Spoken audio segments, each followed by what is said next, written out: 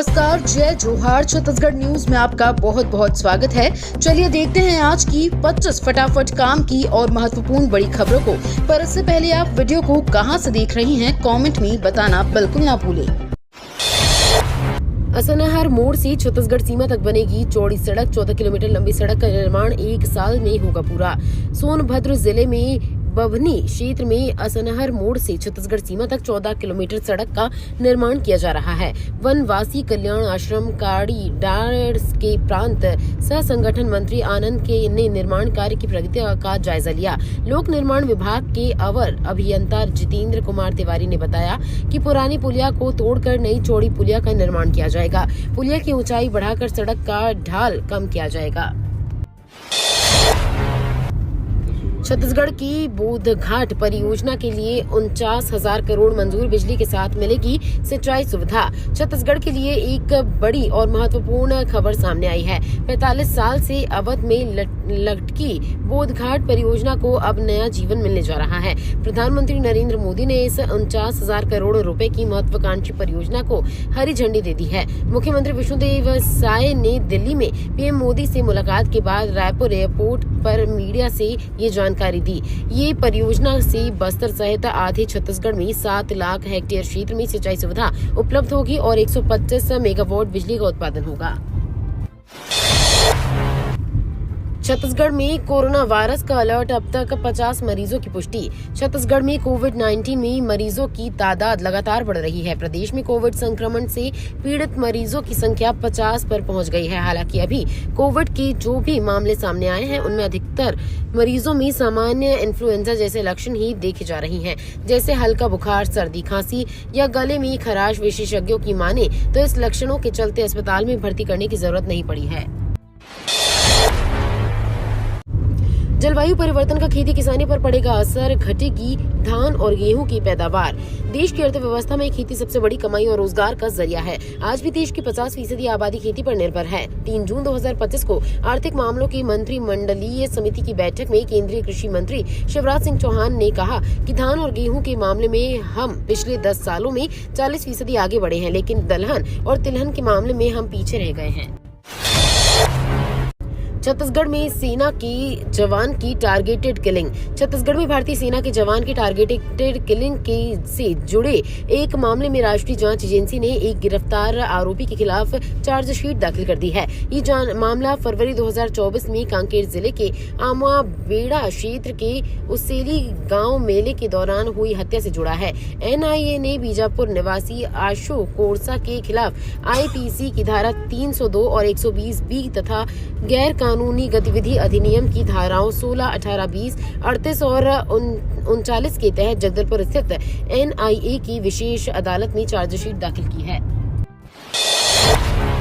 Chhattisgarh cricket premier league शुरू। छत्तीसगढ़ की cricket प्रेमियों का इंतजार खत्म हो गया है, क्योंकि छत्तीसगढ़ क्रिकेट प्रीमियर लीग 2025 का दूसरा सीजन शुरू हो गया है। इसमें प्रदेश की 6 दमदार फ्रेंचाइजी टीमें खिताबी जंग में उतरेंगी। ये टूर्नामेंट 15 जून तक चलेगा, जिसमें कुल 15 लीग मुकाबलों के बाद 2 सेमीफाइनल और 1 फाइनल खेला जाएगा। सीसीपीएल 2025 के सभी मैच राजधानी नवा रायपुर स्थित Shaheed Veer Narayan Singh international cricket stadium में खेले जा रही हैं।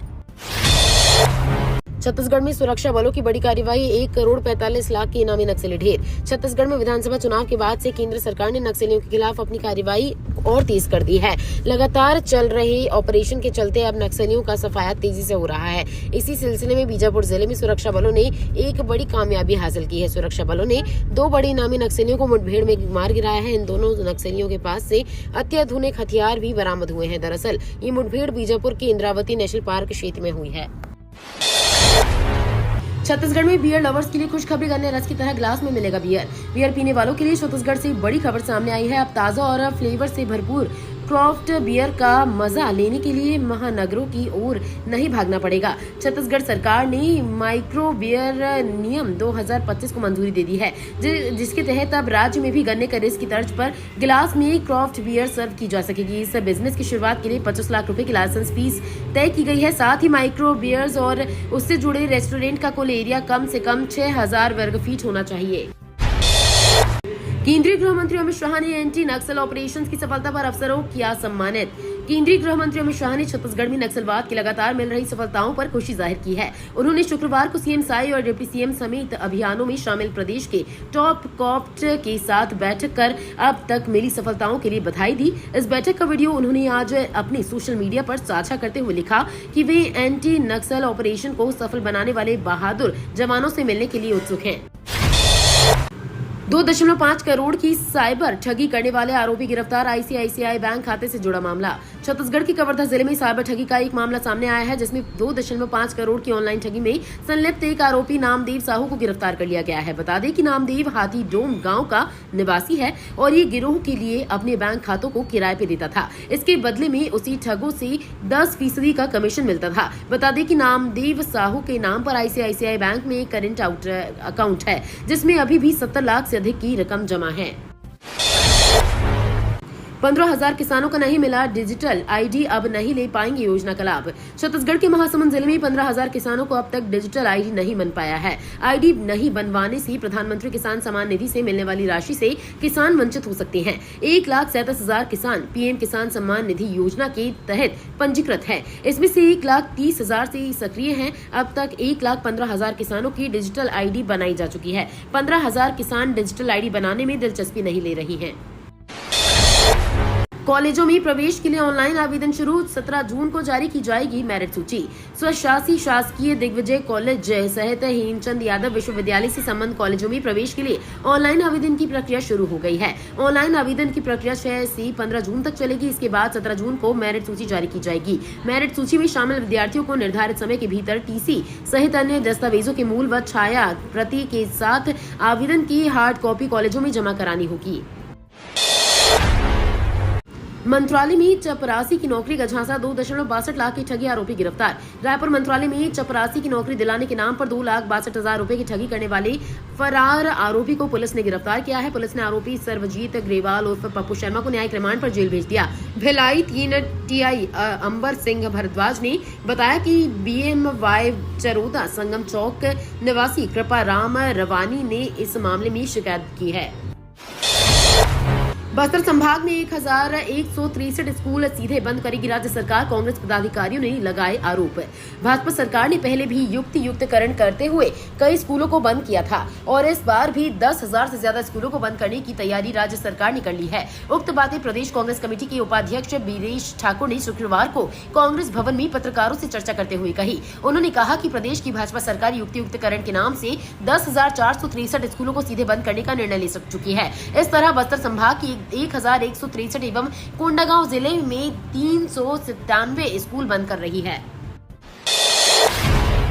15 जून को होगी ADEO भर्ती परीक्षा। 8,000 अभ्यर्थी होंगे शामिल। व्यापम ने सहायक विकास विस्तार अधिकार भर्ती के लिए 15 जून को परीक्षा रखी है। इनमें बलौदाबाजार जिले से करीब 8,000 अभ्यर्थी शामिल होंगे। परीक्षा के लिए जिले भर में 26 परीक्षा केंद्र बनाए गए हैं। परीक्षा को सफलतापूर्वक संपन्न कराने के लिए शुक्रवार को कलेक्टर दीपक सोनी ने संयुक्त जिला कार्यालय के सभा कक्ष में केंद्राध्यक्षों और ऑब्जर्वरों की बैठक ली। उन्होंने परीक्षा को संवेदनशील मानते हुए विशेष सतर्कता बरतने के निर्देश दिए। कलेक्टर ने कहा कि सभी प्रोटोकॉल का सख्ती से पालन हो।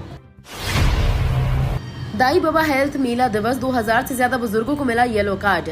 गरियाबंद जिले के सभी आयुष्मान आरोग्य मंदिरों में दाई बाबा हेल्थ मेला दिवस मनाया गया। इसका उद्देश्य वयोवृद्धजनों के स्वास्थ्य की देखभाल करना है और उन्हें बेहतर इलाज सुविधा देना था। मेले में 3,632 मधुमेह जांच, 3,728 हाई ब्लड प्रेशर, 1,337 मोतियाबिंद, 2,466 मुख्य स्वास्थ्य, 1,266 ENT और 2,091 मानसिक स्वास्थ्य जांच की गई। 2,283 बुजुर्गों को येलो कार्ड और 39 का वय वंदना कार्ड देने के साथ KYC भी की गई। कार्यक्रम का आयोजन CMHO डॉक्टर गार्गी यदुपाल के निर्देश पर हुआ।